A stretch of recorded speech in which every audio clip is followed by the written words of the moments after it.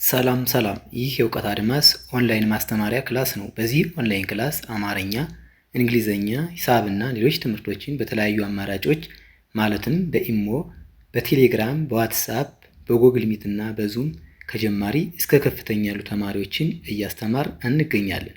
ስለዚህ በየትኛውም ዓለም ሆናችሁ መማር የምትፈልጉ ፕላስ 251ን በማስቀደም 978 40 92 73 ስልካችን ነው። በተመቻችሁ ሰዓት ደውላችሁ በመመዝገብ መማር ትችላላችሁ። ዛሬ ይዤላችሁ የመጣሁት እንደተለመደው አረፍተ ነገር መመስረትና ማንበብ ነው። ሁላችሁም ሀሳባችሁን ሰብሰብ በማድረግ እንዲሁም ትኩረት በመስጠት ከቻላችሁ ደብተርና እስክሪብቶ ይዛችሁ ተከታተሉኝ። ወደ ክላሳችን ስናልፍ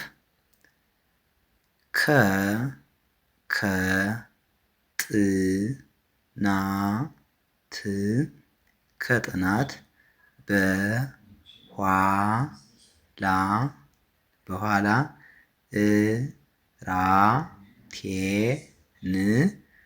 እራቴን እበላለሁ። አራት ነጥብ። አዎንታዊ አረፍተ ነገር።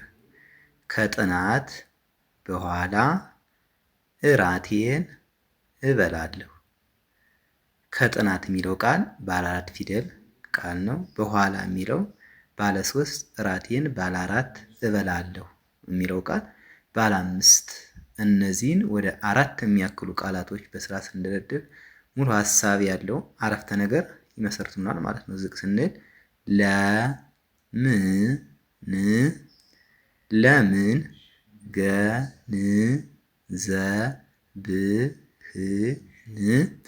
ገንዘብህን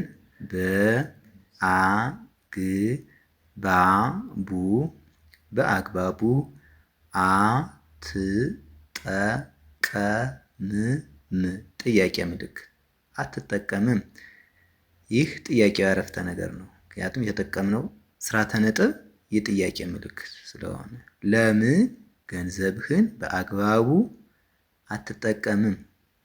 ለምን ሲል 3 ፊደል አሉ። ገንዘብህን ሲል 6 ፊደል፣ በአግባቡ ሲል 5፣ አትጠቀምም ሲል 6። እነዚህ ቃላቶች ስንደረድር ለምን ገንዘብህን በአግባቡ አትጠቀምም የሚል ጥያቄ አረፍተ ነገር መሰረት ማለት ነው። ዝቅ ስንል ቅባት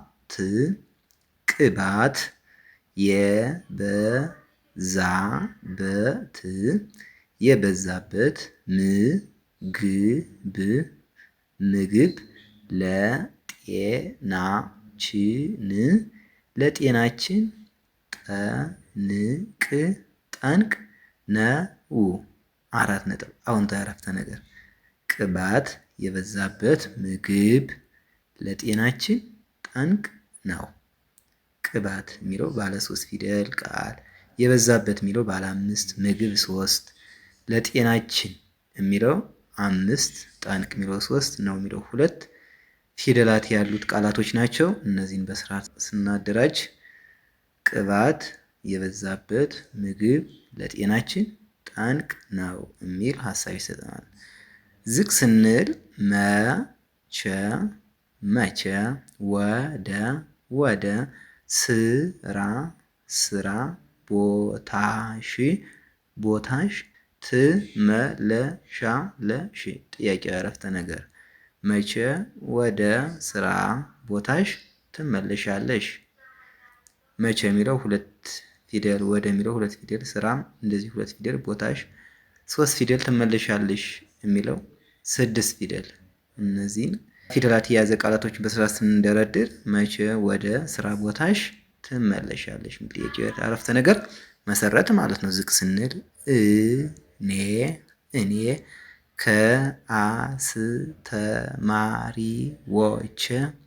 ከአስተማሪዎቼ